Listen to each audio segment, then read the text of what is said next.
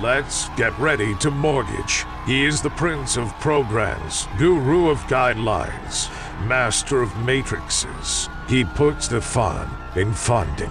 Please welcome Mark, Mr. Mark-eitel. All right. My name is Mark-eitel, and you are listening to the Mr. Mortgage Show. And friends, you're in the right place if you have questions about real estate, about mortgages, about interest rates, about the Federal Reserve. What is going on in the housing market? Is it a good time to buy? Is it a good time to sell? Each week, right here on this station, at this very time, we come to you live. We dig into the data. We go way past the headlines into the real data so we can give you the information that you need so you can go out there and make better real estate and mortgage decisions for you and your family. And that is something that we can all be thankful for because, man, the headlines are just crazy, right? It's still so super scary if you just read the headlines. And we don't read the headlines. Well, we read the headlines, but then we read the data in the article. And then most of the time we uncover that the headline is at very least misleading, sometimes 100% contradictory to the data set in the article. But we do this each week. It is our goal to give you that data and answer all of your questions. If you have questions, you can call or text the Anytime hotline, which is 855-462-7292. That's 855-462-7292. That is the Anytime hotline. You can call or text that number.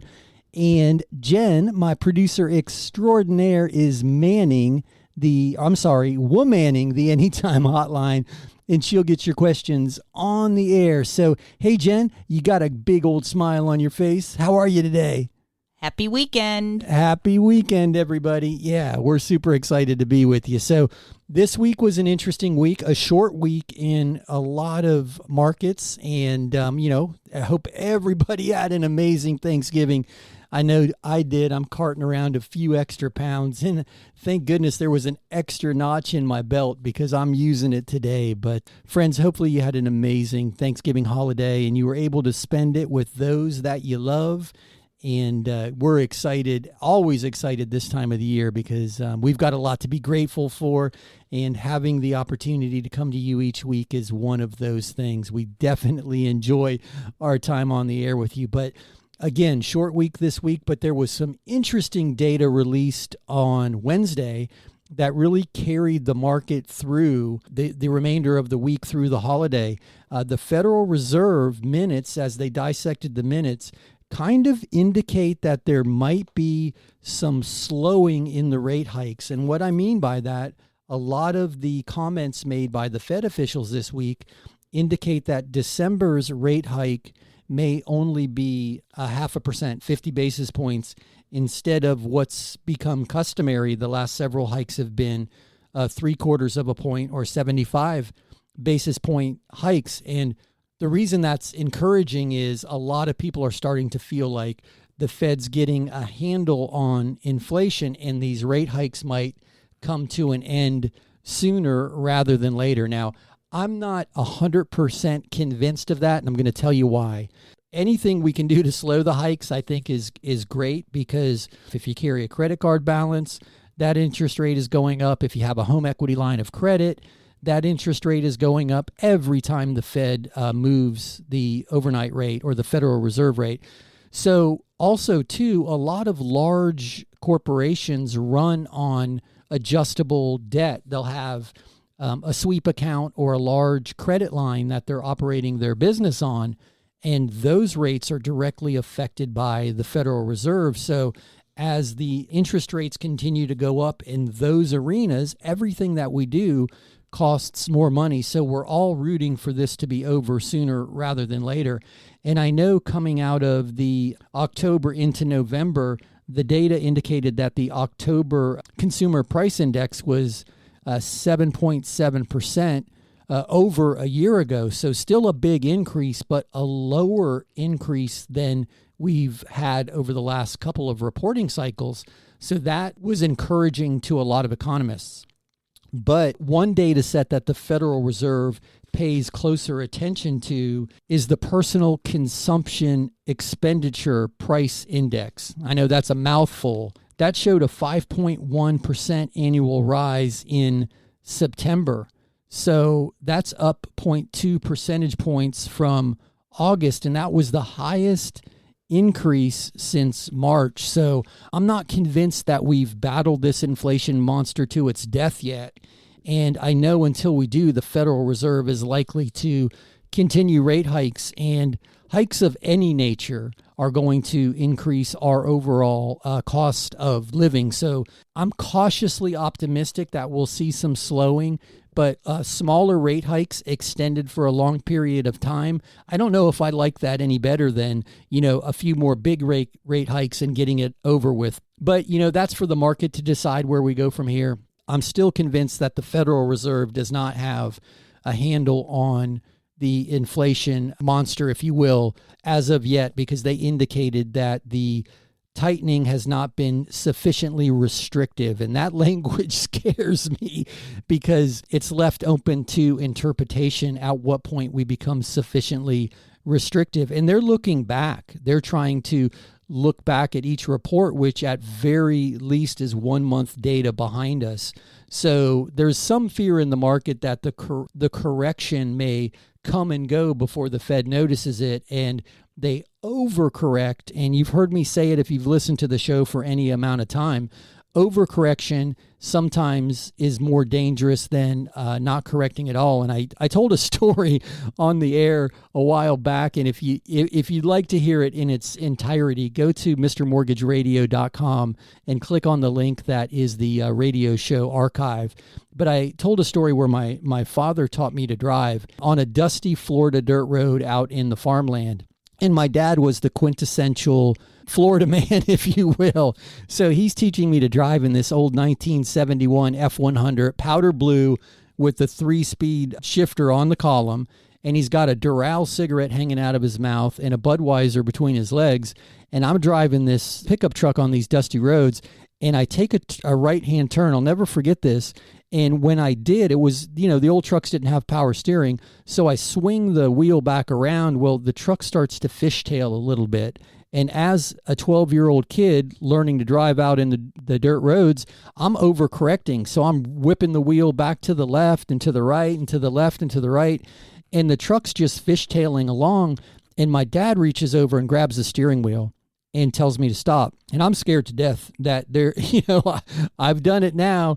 Here it comes. I'm in trouble. Well, I look over and the ash had not been knocked off the end of that Doral cigarette, and he hadn't spilled his beer. So I knew that I stood a good chance of getting out of this without, being in trouble. But I was scared. I'd never driven before.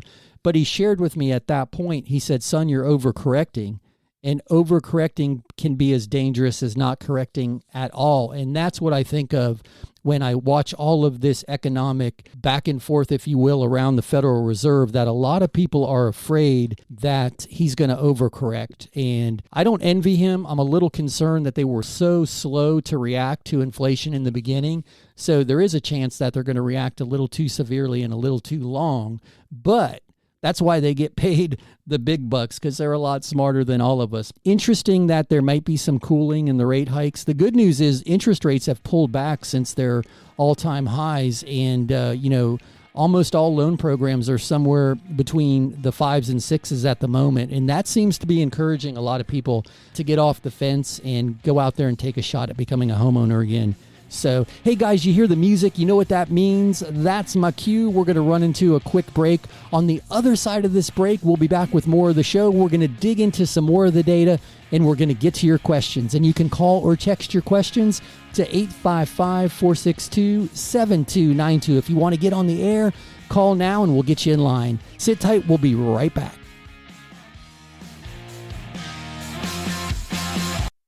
Hey, it's mark-eitel, host of the Mr. Mortgage Show.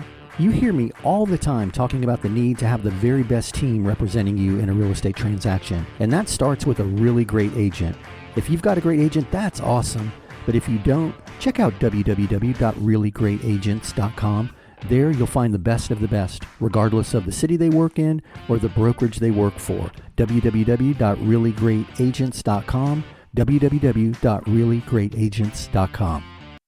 Hey, it's mark-eitel, host of the Mr. Mortgage Show. I want to tell you a quick story of a client of mine in Port St. Lucie, Mr. D. Awesome guy. Did everything right. Worked hard, provided well for he and his family, had a nice chunk of equity, was retired and living comfortably on his fixed income. That was until all of this crazy inflation. Gas prices, grocery prices, medical bills. Every time he turned around, he was getting hit with another unforeseen expense. The good news is he has a ton of equity, so we helped him with a reverse mortgage. He was able to take a nice chunk of money at closing and has access to additional equity through a credit line. And the best part, never another monthly mortgage payment. Now listen, a reverse mortgage is not for everyone, but for the right person, it can be life-changing. If you'd like to learn more, tune in Thursdays at 11 o'clock for the Mr. Mortgage Show right here on WPSL. We're the Clay and Buck warm-up show every Thursday at 11 a.m. right here on WPSL. Or find us online at MrMortgageRadio.com. That's MrMortgageRadio.com.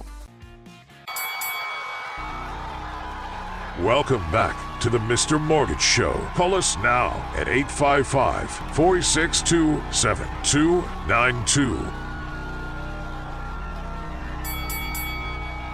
All right, we are back. My name is mark-eitel, and you are tuned into the Mr. Mortgage Show. And guys, we appreciate you spending a little bit of your day with us. We do this each week right here, same time, same station. And as always, it's our goal to give you the information, the data, the real stuff, not the headlines, not all that scary stuff, but the real data so you can go out there and make better real estate and mortgage decisions for you and your family. So we are excited to be with you. You heard me before the break talking about the Federal Reserve and the likelihood that they may slow the rate hikes back to 0.5 point instead of 0.75 point. Are we going to slow the interval? And I mentioned there's contradictory data sets around that, so we're not sure. We're cautiously optimistic, but we're watching everything closely. So if you missed that and you want to hear that portion of the show, just visit MrMortgageRadio.com.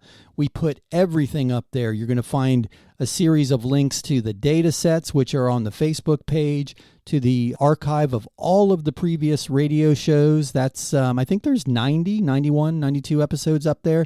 So yeah, we've been doing it for a while. So check out MrMortgageRadio.com. But you heard the announcer bringing us back from that break. If you have questions or comments, you can call or text 855-462-7292. That's 855-462-7292, affectionately known as the Anytime Hotline.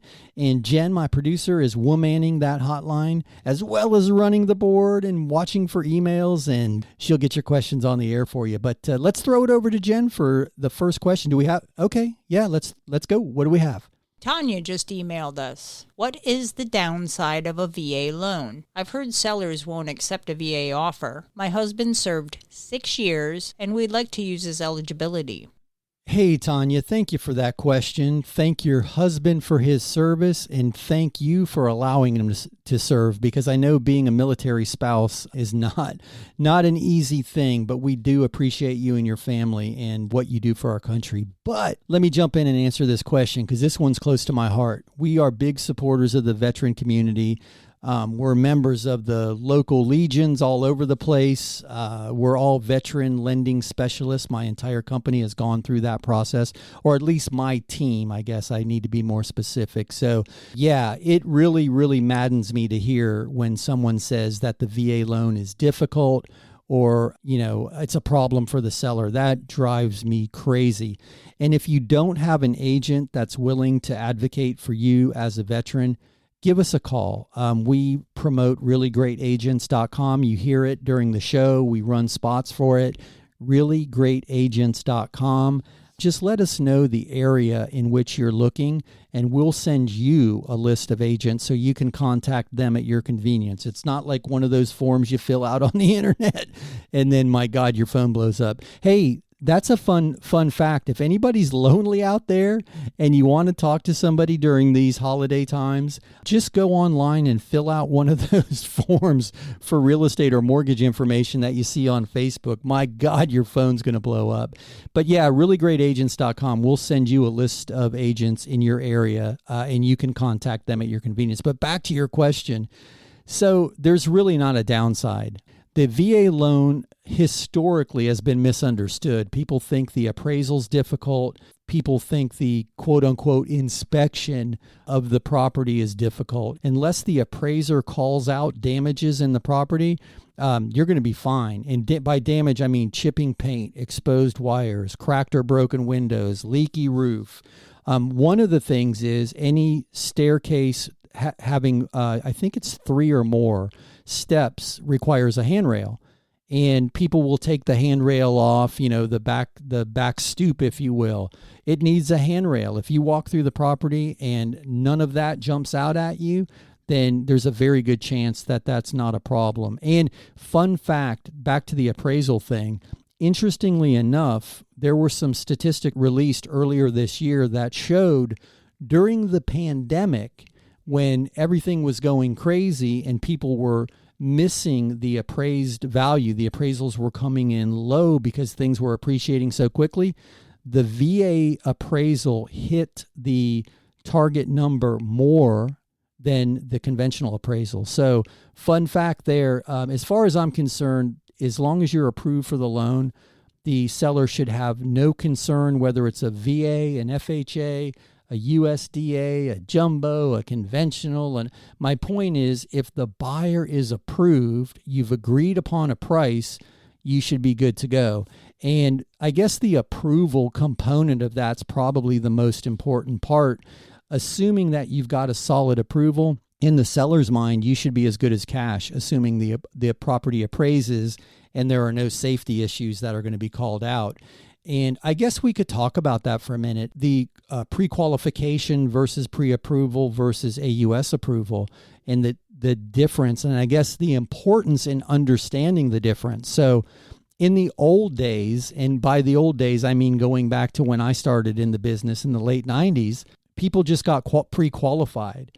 And a pre-qualification is pretty simple. A pre-qualification involves you calling the bank or the mortgage company or someone like me and saying, hey, I make, $80,000 a year. My credit score is, 695, and I've got a $300 car payment, no credit cards. And the person on the other end of the phone will do some quick math and say, assuming all of this is true, you're qualified for a mortgage of X, whatever it is. Let's just say $400,000 for argument's sake. Well, with a pre-approval, what will have happened is you will have completed the application and provided bank statements, pay stubs, if you're self-employed, tax returns, depending on whatever documentation is necessary for that loan program, you would have provided that information.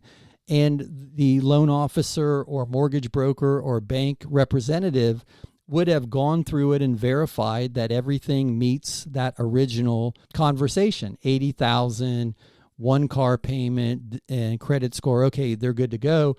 They're pre-approved. They've done the verifications and they know that, mathematically your income supports this debt. Off you go, you're pre-approved. Now, that's awesome. There's one step even beyond that. It's called AUS approval. AUS stands for Automated Underwriting System. And that's where you get a DU or LP approval, which is basically just Fannie Mae or Freddie Mac. So what happens in that process is your credit's pulled in the approval process also, but now your credit is pulled, reviewed, submitted with all of your assets, with your income documentation, and you're run through that underwriting engine, right? That automated underwriting system, AUS. And assuming that everything meets the guidelines, AUS spits out an approval, and you essentially are as good as cash at that point. So that is the gold standard in approval, and you can do that with a VA loan, an FHA loan, any of the loan products that are out there. So hopefully that helps. I would encourage you to take a swing. You certainly earned the right, or your husband's earned the right to use that VA loan. And we hate to hear that anybody is discriminated against who's trying to use a government loan program. But anyway, guys, you hear the music. You know what that means? That's my cue. We're going to run into a break. On the other side of this break, we'll be back with more of the show. Sit tight.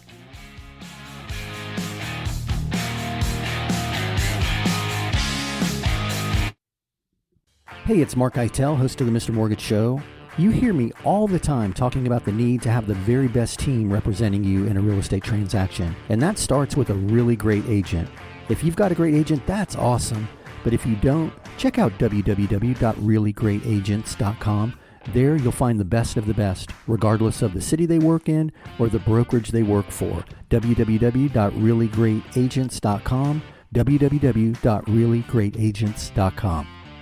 Here's another 5-star review. We kept our business above water with credit cards during the pandemic. I'm glad we did. Business is better than ever. But I didn't want to be a slave to those credit card payments. I called Mark about the REC loan he advertises.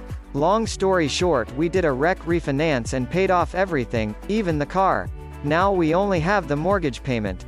We're saving a bunch every month. Yes, we are happy to recommend Mark and the Mr. Mortgage team.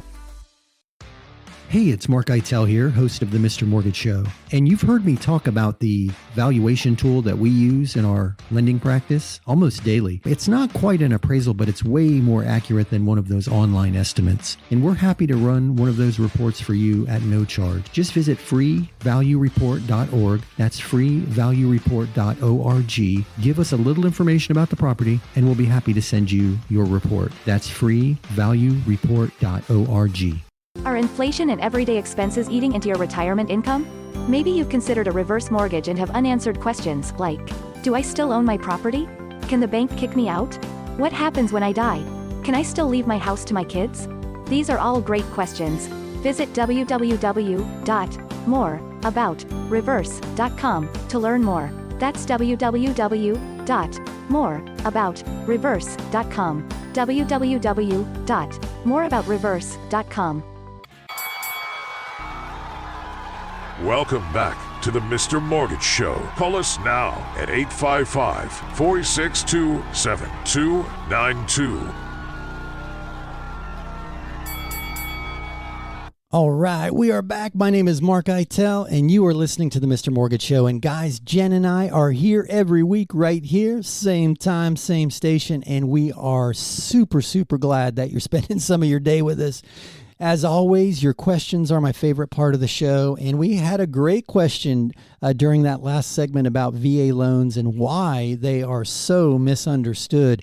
And guys, they're a rock-solid loan program. I guess one other thing let me throw out there that's often misconstrued about that loan is because it's a 100% loan product, a lot of people assume that the seller, or assume that the buyer, the veteran in this case, doesn't have any money.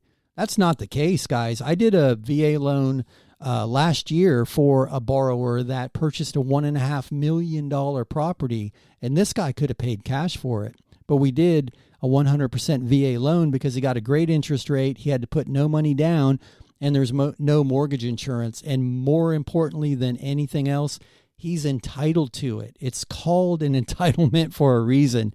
So oftentimes, because the vet's not putting up a big down payment, sometimes the real estate agents assume that this is a shaky borrower, and guys, it couldn't be further from the truth. And I told you that trick going into the break about using that AUS approval, taking that extra step and getting fully approved so that you're essentially as good as cash in the seller's eyes as long as the property appraises and there's no safety issue. So, hey, that was a great question. That was a great segment. So if you missed that, you can catch it at mrmortgageradio.com. Jen will post the recorded version of the show. But we're going to get to more of your questions. If you have questions, you can call or text 855-462-7292. That's 855-462-7292. Jen will get your question on the air for you. And speaking of Jen and questions, hey, Jen, what do we have?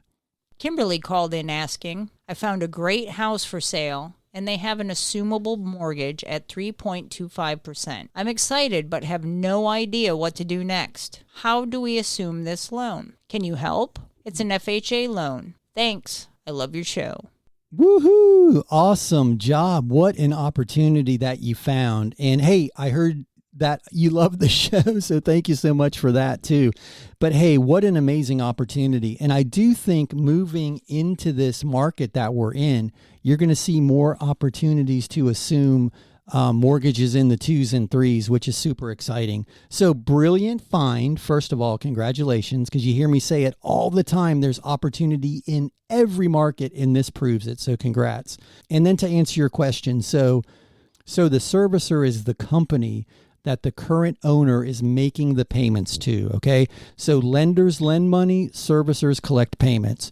So the servicer is who you want to contact. So as much as I would love to be the guy to do this for you, there's no quote unquote origination because the loan has already been originated.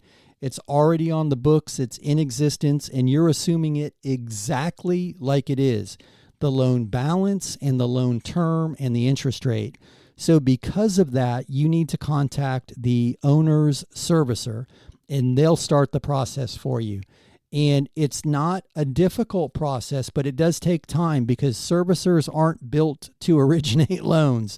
They're built to service loans. So the process does take a bit of time. I encourage everybody to plan for 45 to 90 days, which is not uncommon for an assumption, which is super contrary to a purchase mortgage closing, a new mortgage, because we're closing loans in, 14 to 30 days, all day, every day. But with the assumption, it's a completely different animal. So you're going to contact the servicer.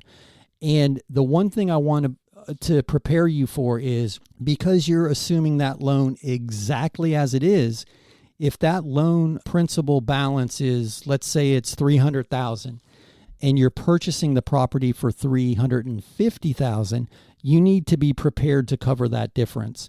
So it was an FHA loan, which means that they would have been required to put at least 3.5% down, right? So a lot of it, people go into that FHA loan only putting 3.5% down. Just because you're assuming that FHA loan doesn't mean you're only going to have to come up with 3.5%. You're assuming that loan exactly as it exists now on the books of the servicer. So you need to be able to bridge that gap between the sales price and the principal balance of the current loan. So brilliant find. Congratulations. If you need help or you want to deep dive it or you contact the servicer and you're left scratching your head, give us a call, 855-462-7292, or shoot me an email. You can go to Mr. Mortgage Radio, and there's a link to the website. And on the website, there's a contact us box, and we'll help you through the process. But that's where you're going to want to start. But thank you so much for that question. And again, congrats on finding that opportunity. So, hey, Jen, do we have any? Okay, what do we have? Here's a text from Rich. I'm ready to move, but I hesitate to sell my house before I find a new house. I'm thinking I will do a bridge loan for the down payment on a new house and then sell this house. Is there a better way to do this? Hey, Rich, brilliant question again, and thank you so much for that. So there may be a better way, but let me first say that a lot of people do exactly what you're thinking. They'll either take what's known as a bridge loan, exactly as you mentioned, which is a short-term loan that the bank is giving you against the equity in your current home. It acts like a second mortgage, but you've got to get your new loan in place between 6 and 12 months, depending on who's the bridge lender. And then the bridge lender is going to want to be the lender of the mortgage on your purchase. So go into it knowing that. The other way people do it is they'll take an equity line on their current home to use for the down payment. Now, either one of those will work, assuming that your income will support all three mortgages: the first mortgage on your current house, the bridge loan or equity line on your current house, and the mortgage on the new purchase. So assuming your income will carry all of that, you're good to go, and that'll work. And a lot of people like to do that because they don't want to put their foot on that out over that lily pad until there's another one to step on, because what happened in the pandemic, things were moving so quick, you could end up homeless for a short period of time. So I get where you're coming from. Now, here's something to consider, and this is not uncommon. We still see it oftentimes. I mean, I'm seeing it in 1 in 3 contracts in my personal practice. you can sell your property and request post-closing occupancy, which basically means you're leasing the property back. So you can sell your house, cash your equity check, put it in your bank account, and go out there and find and buy the new house. Now, here's one caveat in that strategy. If the buyer is purchasing your home as their primary residence, that post-closing occupancy term cannot be longer than 60 days. So we always encourage the agents to write it for 59 days, because as soon as it exceeds 2 months, it's now an investment property. And then the buyer will have to put more money down. It's a higher interest rate.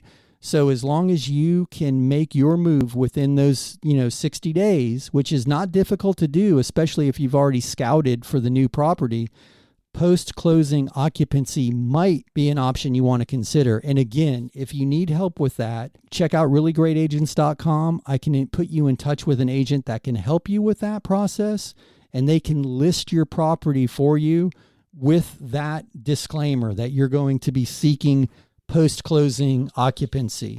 But brilliant strategy. And we can help you too with the bridge or the mortgage if you want to go that route. But thank you so very much for that question. That was a good one. A lot of people are in that same boat. They want to move, but they want to find that house first. And I get it, right?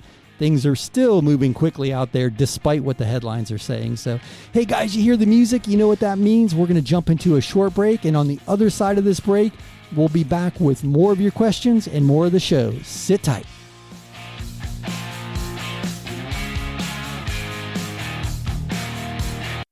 Here's another 5-star review. We started our loan with a different company. They said we were approved, but at the last minute they told us there was a problem. I still don't know what went wrong, but thankfully our real estate agent told us about Mark. I was pretty stressed, but it's the perfect house, so we gave Mark a shot. He got it done. I'm not sure what was different, but I don't really care. We even got a better interest rate and with less money out of pocket than the first guy quoted us. It was a great surprise. Yes, I'm happy to recommend Mark and his Mr. Mortgage team. Let me tell you a little story about a man named Jed. Well, actually, this is a story about Mary, not Jed. Mary is an awesome single mom who's been raising her daughter in the same one-bedroom apartment for the last 11 years. That's right, one bedroom. They've got bunk beds in there and they've made the best of it. Her daughter's now a teenager, getting ready to start high school. The bedroom is a challenge, but more importantly, sharing that one bath is getting tough. So she decided to take the plunge and become a homeowner. We got her approved with an FHA loan. That's right, I said it, FHA loan. If your agent's telling you that FHA or VA loans are not being accepted right now, you're talking to the wrong agent. Give me a call and I'll get you in touch with a really great agent. Back to the story. She took the plunge and she is now the proud homeowner. They each have their own bedroom and, more importantly, their own bathroom. Super excited for Mary and her daughter. If you want to learn more, listen every Thursday at 11 a.m. right here on WPSL to the Mr. Mortgage Show. Thursdays at 11, just before Clay and Buck. Check us out online at MrMortgageRadio.com. That's MrMortgageRadio.com. Welcome back to the Mr. Mortgage Show. Call us now at 855-462-7292. All right, we are back. My name is mark-eitel, and you are tuned in to your very favorite real estate and mortgage show. At least it's my favorite. Guys, I hope it becoming your favorite too, because we certainly enjoy being with you each week. And hopefully everybody had an amazing Thanksgiving. I know we're super thankful to be with you. And hey, you heard the man. You can call or text your questions to 855-462-7292. That is 855-462-7292. Jen, my producer, is womaning that anytime hotline, and she'll get your questions on the air. And guys, you hear me say it all the time. Your questions are my favorite part of the show. So let's throw it over to Jen for another question. Brandy sent this email. Are there any grant programs or other options for a first-time buyer that you recommend? I have good credit and make decent money, but not much savings. Uh-oh, Jen, was that Brandy? You know I'm going to do it. Oh, no, Mark. Here it comes. Brandy, you're a fine girl. What a good wife you would be. Sorry, but thank you for indulging me. Jen's been with me long enough to know that if somebody named Brandy calls in, I've got to serenade you. There's a few triggers. I think in pictures, and I'm a music head, so yeah, that always flashes me back. Oh, wait, yeah, I did it right. I was thinking Mandy. Sorry about that. But hey, to your question, Brandy, that's a great one. Yeah, so here's the thing. We just launched a new loan program that's a 100% purchase mortgage for first-time buyers. And here's the cool thing. A lot of grants require, like in Florida, there's the Hometown Heroes loan, right? So if you're a first responder, a medical professional, you can qualify for that program. And that loan program will get you to 100%. Awesome program, but it's for specific employment categories. Well, here's the cool thing. This new 100% FHA loan program is for any first-time home buyer. You can be a self-employed carpenter. You can own a restaurant. You can be the manager at the store in the mall. So regardless of your employment category, you have access to this program. And it's super cool because it's an FHA loan, so it's a 96.5% loan. And then there's a 3.5% grant that lays on top of it to get you to 100%. And the seller can contribute up to 6% of the purchase price to help you with your closing costs.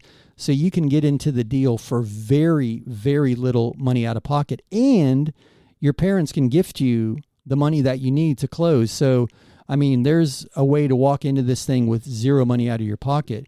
Now, you need a 620 or higher credit score, and you need to meet the FHA guidelines. But here's the really, really cool part about it.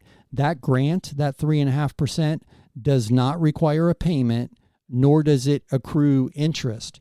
So that's really, really unique for this loan, for any type of grant program or that type of down payment assistance. So super cool loan program. If for some reason that doesn't work, just jump into Google and type in DPA, which stands for down payment assistance, and then your local county, because the counties are the ones that facilitate the federal monies that are allocated each year for down payment assistance.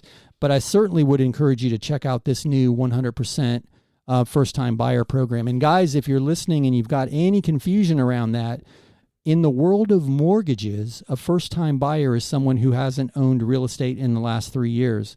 So if you owned a property 4 or 5 years ago, sold it, and you've been renting ever since, guys, you're a first-time buyer. As long as you haven't owned real estate in the last 36 months, you are classed for mortgage purposes as a first-time buyer, and these programs are available to you. So super exciting program. And yeah, thank you for letting me sing to you.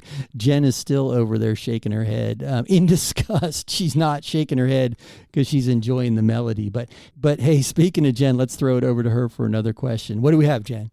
Monica texts this one. I've been listening to your show for a few months and heard you talk about the landlord loan a while ago. I'm not sure, but did you say this is an interest-only loan? Hey, Monica, thank you for that. First, thank you for listening for a couple months. So you're either enjoying it or you're a glutton for punishment. Yeah, brilliant catch on that landlord loan. And if you haven't heard us talk about the landlord loan before, guys, it's an amazing loan product for investors who want to buy a property but may or may not have the personal income to support that new debt. So the landlord loan allows you to take the income from the property you're buying or potential income, so if it's currently vacant. And it works for Airbnb properties too, which is super cool. But how it works is as long as the income from the rental property will support the mortgage payment, including principal, interest, taxes, and insurance, a 1-to-1 ratio, it's fundable. That's the landlord loan. If you add the interest-only component, that debt service coverage ratio needs to be 1.15 or greater, meaning if your mortgage payment, including all that stuff, is $1,000, you'll need to collect $1,150 in rent to make that work. And how it's structured is it's a 40-year loan. The first 10 years are interest only, and then it becomes a 30-year amortized mortgage after 10 years. So it gives you a great opportunity to maximize cash flow on the front end of the loan, and you can sell it. 3, 4, 5 years in, sell it and buy another property, refinance it, pull cash out and buy another property. So it really gives you a lot of options and greatly reduces the monthly payment at the beginning of the loan. So good catch. Yep, there is an interest-only component to that loan product. So appreciate that question. Hey, Jen, do we have time for another one? Lenny called this in. Is there a maximum number of properties I can buy with the landlord loan? And what's the down payment? Hey, Lenny, that's another great question to carry on the topic of landlord loan.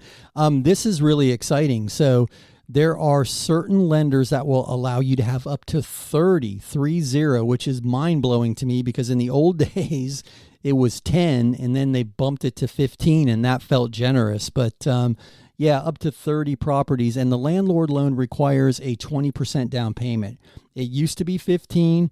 It's now 20 because as the market is shifting and tightening a little bit, the lenders are being a little more conservative, but it's still an amazing loan product because all you're disclosing is credit and assets. So I hope that helps. Hey, Jen, do we have time for another question? Bert called asking, the reverse mortgage makes sense to me. I've called your office and got the packet. Thank you. It really helped. But I do have one more question. I'm 68 and my wife is 61. So we need to wait until she's 62 so she's protected too. Is that correct? Hey, Bert, that is an amazing question. And guys, we are seeing quite a big uptick in our reverse mortgage practice for the simple reason that fixed income seniors are really struggling in this economy with all this inflation and the increase in cost of living.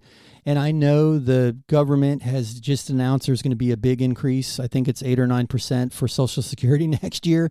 But guys, there's a lot of fixed income seniors that are just barely treading water. And all that means is they're going to be treading water in a deeper pool next year. But hey, great question. And no, you don't have to wait. So there is a classification that your spouse, husband or wife, depending on which one is older, does not have to meet that 62-year age threshold. They're considered an eligible non-borrowing spouse. So they get the full protection. They stay in the property until their death. If you die first, they can stay there, indefinitely until their death, and then the estate will have to settle up the mortgage. But she is fully protected now if you close, and she uses that eligible non-borrowing spouse category. We do it all the time. It's not uncommon. I know you've already contacted the office and you got the packet, so I'm looking forward to continuing the conversation. And guys, if you're out there and you're considering a reverse mortgage and you've got more questions, call us or check out more about reverse.com. It's a big part of our practice, and we're seeing more and more demand for it now just because the economy is just, slapping a lot of us around, and the fixed income senior is definitely taking the brunt of it. But hey, brilliant question. I appreciate it. Uh-oh, I hear the music. That means we don't have time for another question. That means we've reached the end of another Mr. Mortgage Show. Guys, thank you so much for spending a little bit of your day with us. If you found any of this valuable, insightful, you think it'll help somebody, please, please, please share the show. MrMortgageRadio.com. MrMortgageRadio.com has all of our information. If you've got any friends or family or coworkers that are thinking of buying or selling real estate, I'm hoping I can count on you to introduce them to us. So, guys, have a fantastic week. We will be back next week, same time, same station.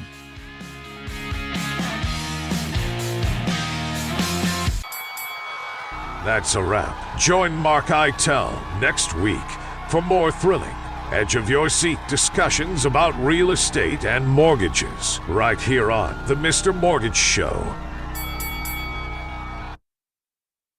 Hey, it's Mark Eitel, host of the Mr. Mortgage Show. You hear me all the time talking about the need to have the very best team representing you in a real estate transaction. And that starts with a really great agent. If you've got a great agent, that's awesome. But if you don't, check out www.reallyGreatAgents.com. There you'll find the best of the best, regardless of the city they work in or the brokerage they work for. www.reallyGreatAgents.com. www.reallyGreatAgents.com. Here's another 5-star review. My wife and I own a small business. And the way our accountant file our taxes, we don't show much income on tax returns. Because of this, it looks as if we don't make the money. This was a problem for our bank when we applied for a mortgage. But not for Mark. He verifies our income by using our monthly bank statements. Mark and his Mr. Mortgage team made a big difference for me. Yes, I am happy to recommend Mr. Mortgage Mark. Hey, it's mark-eitel here, host of the Mr. Mortgage Show. And you've heard me talk about the valuation tool that we use in our lending practice almost daily. It's not quite an appraisal, but it's way more accurate than one of those online estimates. And we're happy to run one of those reports for you at no charge. Just visit freevaluereport.org. That's freevaluereport.org. Give us a little information about the property, and we'll be happy to send you your report. That's freevaluereport.org. Are inflation and everyday expenses eating into your retirement income? Maybe you've considered a reverse mortgage and have unanswered questions like, do I still own my property? Can the bank kick me out? What happens when I die? Can I still leave my house to my kids? These are all great questions. Visit www.moreaboutreverse.com to learn more. That's www.moreaboutreverse.com. www.moreaboutreverse.com.